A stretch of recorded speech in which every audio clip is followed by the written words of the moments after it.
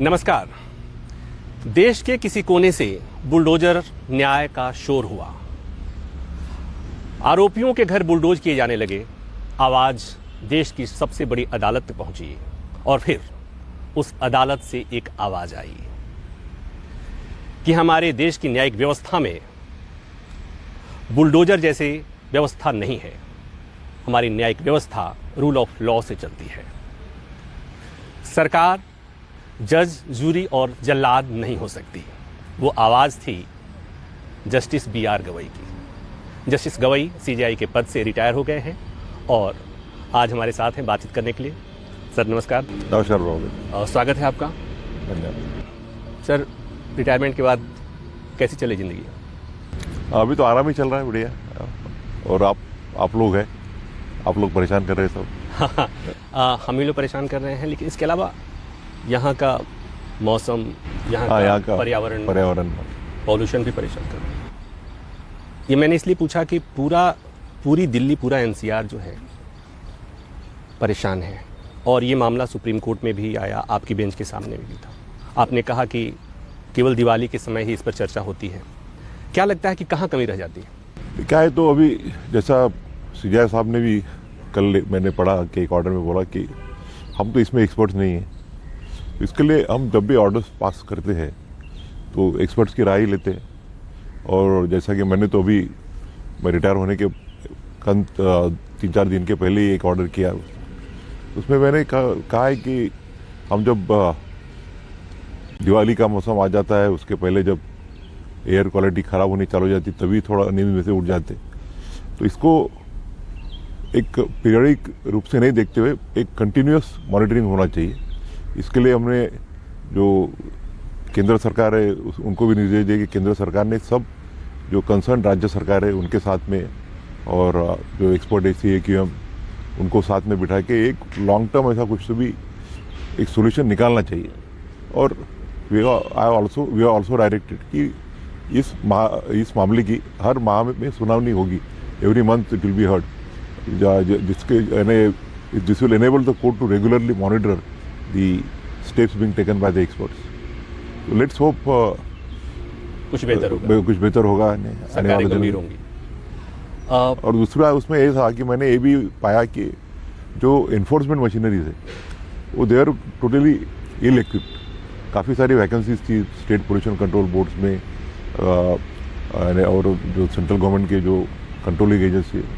तो मैंने उसमें सिर्फ निर्देश ही नहीं दिए, तो मैंने अंडरटेकिंग्स ले लिए कि कुछ समय के अंदर all this vacancies will be fulfilled. यानी कम से कम जो कुछ डायरेक्शंस दे रहे हैं, सुप्रीम कोर्ट दे रहा है या जो कुछ अथॉरिटीज़ कर रही है, तो उसका मॉनिटरिंग ठीक तरह से हो सके। सुप्रीम कोर्ट के जो फैसले हैं उस पर अमल किया जा सके, उसके लिए व्यवस्था जो है वो व्यवस्था पूरी तरह से काम नहीं कर रही है।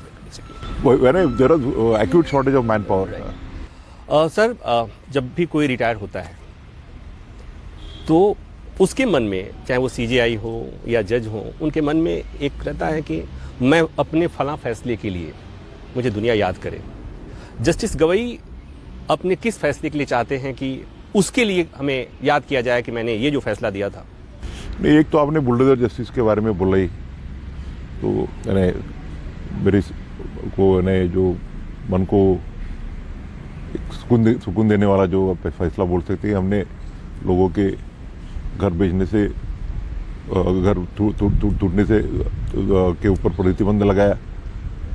उसका अब काफ़ी लोग बोलते कि इम्प्लीमेंटेशन बराबर नहीं हो रहा है, बट उसके लिए तो हमने डायरेक्शन भी दे के रखे।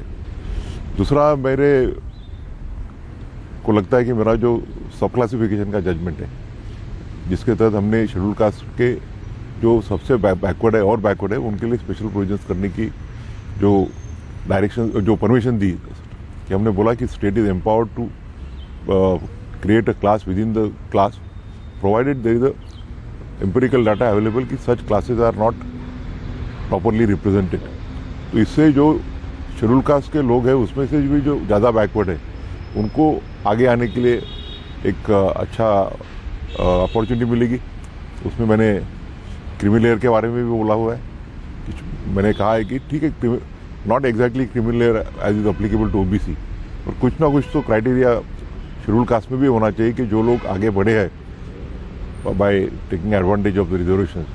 Why should they and their generations after generations? इसी से जुड़ा हुआ सवाल, 2 दिन पहले एक वरिष्ठ IAS ऑफिसर ने एक बयान दिया, उनका बयान आपने भी सुना होगा, हमने सुना, जिसमें इसी संबंध में बोलते हुए उन्होंने कहा कि हमसे कहा जा रहा है कि हम IAS बन गए तो हम अपना रिजर्वेशन छोड़ दें।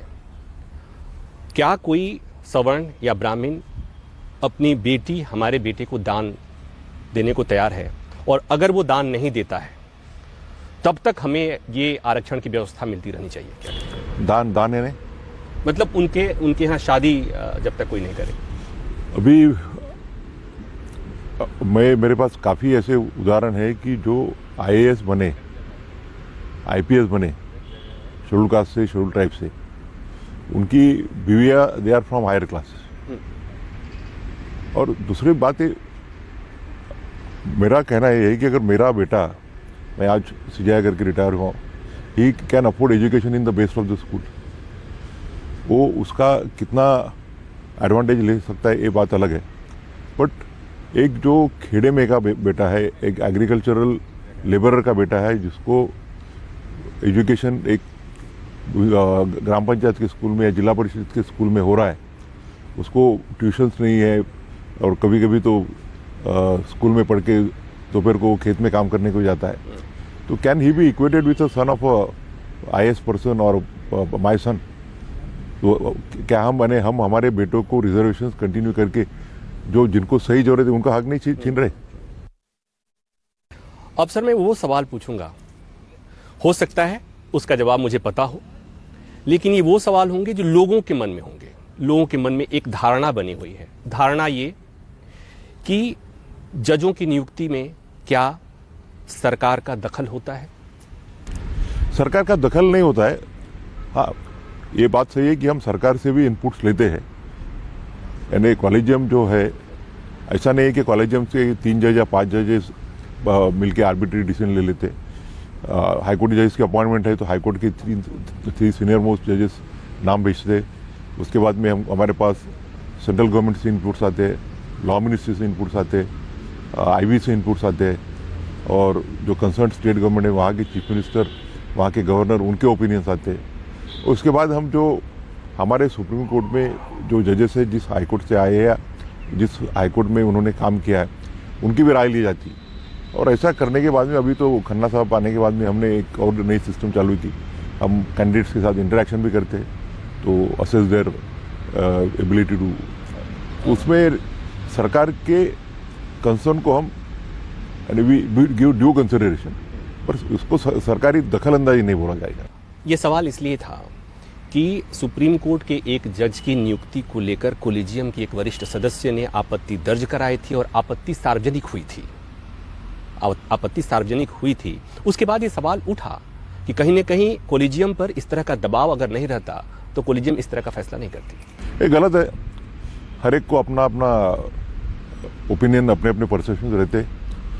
उनका जो डिसेंडिंग जज थे, उनका ओपिनियन हमने कंसिडर किया, चारों जजेस ने। उसके बाद में जो हमारे यहाँ सुप्रीम कोर्ट के जजेस थे, who are conversant with the functioning of the जज वाज टू बी एलिवेटेड, उनके ओपिनियन लिए गए। जैसा उन्होंने गुजरात में भी काम किया था, उन्होंने बिहार में भी, पटना हाईकोर्ट में भी काम किया था। वहाँ के जजेस से पूरे ओपिनियन लेने के बाद में उनका जो ऑब्जेक्शन था वो हमने कंसिडर किया, एंड ऑल द 4 जजेस found that he deserve to be appointed. और तो सुप्रीम कोर्ट का कॉन्स्टिट्यूशन बेंच का जजमेंट है कि अगर 1 अगेंस्ट 4 होता है, that is binding on the government. हाँ, अगर 2 अगेंस्ट 3 होता तो बात अलग रहती थी।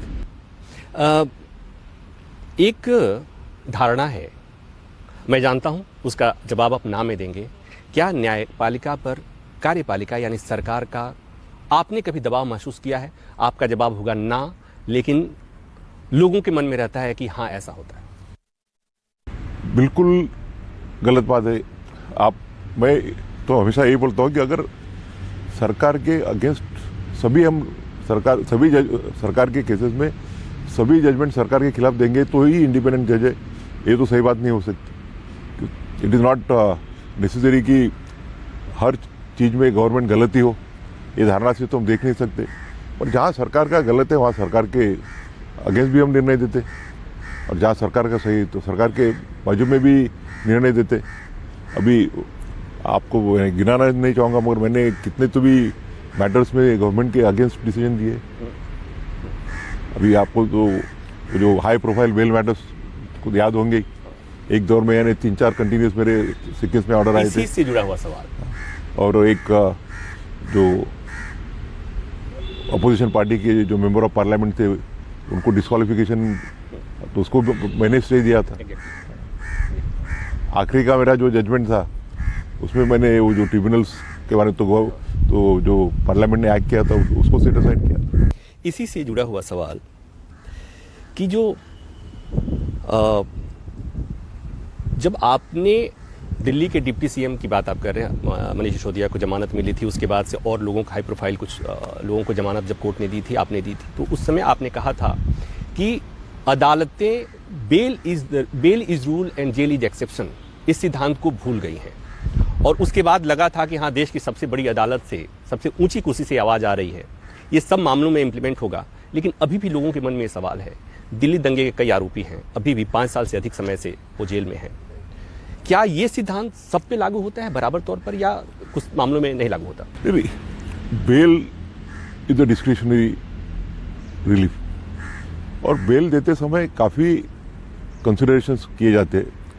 प्राइमा फेसी केस है कि नहीं है, फिर वो जो अप्लीकेंट है वो रिहा होने के बाद में इजी फ्लाइट रिस्क, यानी देश को छोड़ के भाग सकता है क्या, या आके और फिर से ऐसे ऑफेंसेस कर सकता है क्या, इन सबको कंसीडर करके हर मामले में इंडिपेंडेंट बेसिस पे निर्णय लिया जाता है।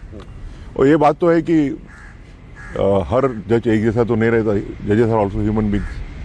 तो कुछ जजेस रहते हैं कि जो वो लिबर्टी रहते हैं, कुछ जजेस बेल के बारे में इतने लिबरल नहीं रहते। It all depends on facts of the case. अभी वो केस सब जुडिस है, मुझे उसके बारे में पता भी नहीं, क्योंकि the matters go as per roster in our court. Sir, सवाल ये है कि लोगों को जब सरकार से लोग नाउम्मीद हो जाते हैं, निचली अदालतों से नाउम्मीद हो जाते हैं, हाई कोर्ट से नाउम्मीद हो जाते हैं, उसके बाद उनकी उम्मीद होती है वो सुप्रीम कोर्ट से होती है।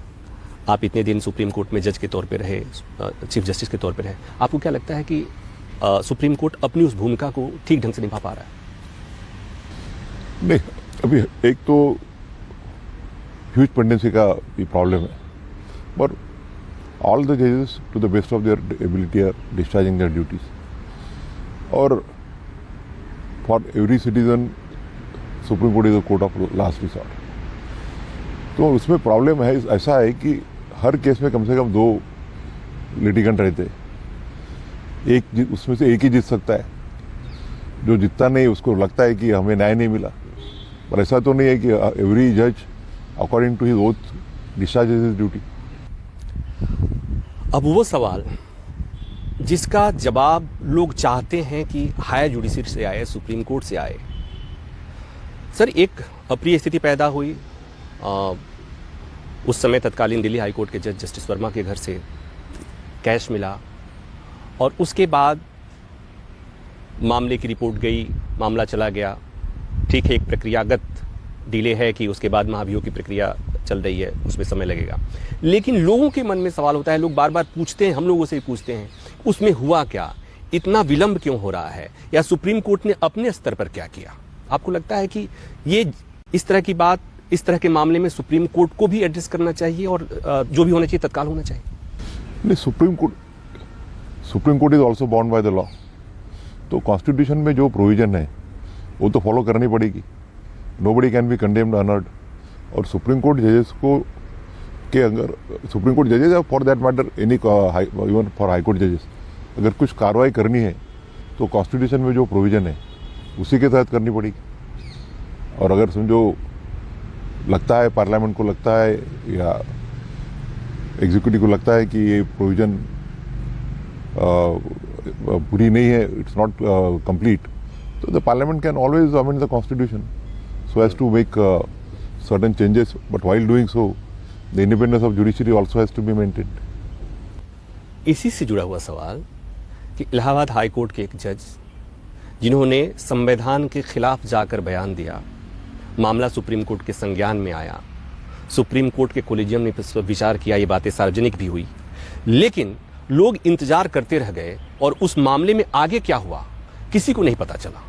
सर, आपको नहीं लगता है कि इससे न्यायपालिका की जो गरिमा है उस पर असर पड़ता है? नहीं, कॉलेजियम का जो डिसीजन है उसे तो सरकार ने, अगर गवर्नमेंट के पास अगर कुछ वैलिड कंसर्न्स है तो वो वैलिड कंसर्न्स रहे तो कॉलेजियम ऑलवेज रिकंसिडर्स इट और वैसे रिजोल्यूशन मॉडिफाई भी किए जाते। तो जो कॉलेजियम का डिसीजन था उसको सरकार ने तो मानना चाहिए। तो आपको लगता है कि उसमें कार्रवाई होनी चाहिए? कार्रवाई बिल्कुल होनी चाहिए। जो कॉलेजियम ने सोच समझ के डिसीजन लिया है। सर, एक सवाल इसी गरिमा से और इसी आस्था, इसी फेथ जो जुडिशरी के प्रति है। मैं 2 दशक से सुप्रीम कोर्ट रिपोर्ट करता हूं और मैंने अपनी आंखों से देखा है कि सुप्रीम कोर्ट के सामने BM दास रोड से जाता हुआ एक आम आदमी सुप्रीम कोर्ट का गुंबद देख करके हाथ जोड़ते हुए मैंने उसे देखा है। कोर्ट रूम में जाता हुआ वादी प्लेंटिफ अपना जूता चप्पल बाहर निकाल कर और कोर्ट में जज के सामने हाथ जोड़कर खड़ा होते हुए मैंने देखा है। और आज मैं ये देखता हूं कि सुप्रीम कोर्ट के फैसले पर, सुप्रीम कोर्ट के जजों की टिप्पणी पर, सुप्रीम कोर्ट को लेकर, जजों को लेकर तमाम अपमानजनक, अभद्र टिप्पणियां की जाती हैं। तो ये जो स्थिति आई है, इसके लिए आप किसको जिम्मेवार मानते हैं? ज़्यादा करके तो सोशल मीडिया और एक लॉबीज है जो हरदम जजेस को टारगेट करती रहती है। मेरे मत से यानी अकॉर्डिंग टू मी, कोई जज का जजमेंट होता है उसका फेयर क्रिटिसिज्म तो इज ऑलवेज वेलकम। जजेस are also human beings, they can also err. अगर कोई जजमेंट किसी को लगता है गलत है, उसका क्रिटिसिज्म होना चाहिए, उसके ऊपर डिस्कशन करना चाहिए। बट जजेस को ट्रोल करना और जजेस को पर्सनल एलिगेशंस करना, ये टोटली गलत है और वो कुछ लोग करते रहते हैं। सर, आपने जो कहा कि लॉबी है, ये हमने देखा है कि वो लॉबी किधर है? वो लॉबी दोनों तरफ है, इसलिए कि कई बार सत्ता पक्ष के खिलाफ वाले लोग सुप्रीम कोर्ट पर आरोप लगाते हैं और कई बार वो आवाज सत्ता पक्ष से भी आती है। तो आपको क्या लगता है, लॉबी क्या ये दोनों तरफ काम कर रही है? जो भी है, जो कर रहे हैं, अगर यानी जो लोग भी जजेस को ट्रोल करके अननेसेसरीली उनके ऊपर आरोप करते हैं, तो वो कोई भी करता हो वो गलत ही है। सर, अब एक सवाल ये कि आपने शुरू में भी कह दिया था, उसके बाद भी आपने कई बार कहा कि आप रिटायरमेंट के बाद कोई सरकारी पद ग्रहण नहीं करेंगे। हमने देखा है, आपने भी देखा है कि लोग पोस्ट रिटायरमेंट पद पाने के लिए कितनी तरह की जुगत में रहते हैं, क्या क्या करते हैं। आखिर जस्टिस गवई ऐसा क्यों कह रहे हैं कि वो कोई सरकारी पद नहीं लेंगे? देखिए, हर एक का अपना अपना परसेप्शन रहता है। तो मैं तो जब सुप्रीम कोर्ट जज बना तभी मैंने डिसाइड किया था कि मैं पोस्ट रिटायरमेंट कोई सरकारी पद लूँगा नहीं। और CJI बनने के बाद में भी मैंने वो डिसीजन को रीइटरेट किया। मुझे लगता है कि वो अलग, फिर से अपना अपना परसेप्शन है। मैं ये नहीं कहता कि सभी ने ऐसा करना चाहिए। जजेस का अपना एक्सपीरियंस रहता है, इन्होंने इतने साल काम किया रहता है, उनका नॉलेज है, वो भी वैसा होना नहीं चाहिए। जो इंस्टीट्यूशन है उनको उनका लाभ मिलना चाहिए। बट रही मेरी बात, मैं जब सुप्रीम कोर्ट में जज बन गया था तब मालूम था कि मुझे कुछ समय के लिए, कुछ महीनों के लिए CJI का कार्यकाल मिल सकता है। तो मैंने सोचा कि अगर मेरे कॉन्शियस से टोटली इंडिपेंडेंट काम करना है तो मैंने आज से ही डिसाइड करना चाहिए कि सरकार से मैं कोई पद नहीं लूँगा, मेरे रिटायरमेंट के बाद सरकार से कोई लाभ नहीं लूँगा। सर, इसी बात से आपको देखकर या अभी हाल के दिनों में जितने CJI और जजेस रिटायर होते हैं उनको देख के लगता है कि उनमें इतनी एनर्जी है, उनमें इतना काम बाकी है। आपको लगता है कि सुप्रीम कोर्ट और हाई कोर्ट के जजों के रिटायरमेंट की उम्र बढ़ाई जाने की जरूरत है? नहीं, बिल्कुल नहीं। क्यों? नहीं, क्या है कि एक 20-22 साल जज रहने के बाद में एक ऐसा पॉइंट आ जाता है कि थोड़ा आदमी थक तो जाता ही है। तो और यानी ये मेरी धारणा है कि सुप्रीम कोर्ट जजेस और हाई कोर्ट जजेस का रिटायरमेंट एक जैसा रहना चाहिए। अब हमारे दर्शक जानना चाहेंगे कि जस्टिस गवई आगे क्या करने वाले हैं, भविष्य का प्लान क्या है? अभी तो आराम ही कर रहा हूँ, कुछ समय के बाद में निर्णय लूँगा क्या करना है क्या नहीं। काम तो करूँगा कुछ ना कुछ, थोड़ी बहुत सोशल सर्विस भी करूँगा। जैसा मैंने बताया था कि मेलघाट एरिया जो हमारे ट्राइबल का है, मेरे डिस्ट्रिक्ट का, वहाँ के लोगों से काफ़ी मेरा लगाव रहा है। जब मेरे फादर के इलेक्शन कैंपेन में जाता था मैं, तो थोड़ा बहुत समय वहाँ उनकी सेवा में देना चाहूँगा, और बाकी कुछ काम भी करूँगा, खाली तो नहीं बैठ सकेंगे। सर, आपका भविष्य का प्लान क्या है, क्या करने वाले हैं, क्या करेंगे? अभी फ़िलहाल तो आराम कर रहा हूँ, बाद में भी कुछ ना कुछ काम तो करूँगा ही, यानी कंसल्टेशन आर्बिट्रेशन वगैरह। और कुछ समय हमारा अमरावती डिस्ट्रिक्ट में जो मेलघाट एरिया है, वहाँ ट्राइबल से उनके लिए भी थोड़ा बहुत काम करना चाहूँगा। वहाँ मेरे फादर के इलेक्शन कैंपेन में मैं जज बनने के पहले हर बार जाता था, तो वहाँ के जो आदिवासी लोग हैं उनसे मेरा काफ़ी लगाव है। तो आप भविष्य में जो भी करें उसके लिए हम लोगों की तरफ से शुभकामनाएं। आप स्वस्थ रहें, प्रसन्न रहें और समाज का सेवा करते रहें। आप जैसा चाहते हैं वैसा करते रहें। आपने हमें समय दिया, इसके लिए धन्यवाद। तो जस्टिस गवई, धन्यवाद प्रभाकर जी। कभी नीम कभी शहद। कुछ फैसले आए, तालियां बजी, कुछ फैसले आए, आलोचना हुई। कभी लोगों को खुश किए तो कभी कुछ लोग नाराज हुए, क्योंकि अदालतें जब फैसला देती हैं तो तथ्यों के आधार पर देती हैं, और यही न्याय होता है, इसे ही न्याय कहते हैं। तो जब बुलडोजर जस्टिस पर ब्रेक लगा तो बहुत लोगों ने राहत की सांस ली, लेकिन जब उसी बेंच ने, जिस बेंच ने इलेक्टोरल बॉन्ड की व्यवस्था को असंवैधानिक करार दिया, जस्टिस गवई वहीं थे। राष्ट्रपति ने जब रेफरेंस भेजा, जो महत्वपूर्ण कुछ सवाल आए थे राष्ट्रपति की तरफ से, और उसमें सुप्रीम कोर्ट के अपने ही ब्रदर जजेज के फैसले को बदलने या पलटने या उसमें संशोधन की सलाह देने की जब जरूरत पड़ी, उसमें भी जस्टिस गवई थे। तो जस्टिस गवई ने वो किया जो संविधान ने उनको कहा, जो कानून के किताब के मुताबिक व्यवस्था थी। ये बात और है कि जैसा जज साहब ने कहा कि कुछ लॉबी है जो कुछ फैसले से आहत होकर आलोचना करती है, लेकिन वो लॉबी कुछ इधर भी है, कुछ उधर भी है, और उसकी वजह है कि जब अदालत में मामला आता है, अमूमन दो पक्ष होता है, एक हारता है और एक जीतता है। जो जीतता है वो वेलकम करता है, और जो हारता है उसे लगता है कि उसके साथ नाइंसाफ हुआ है।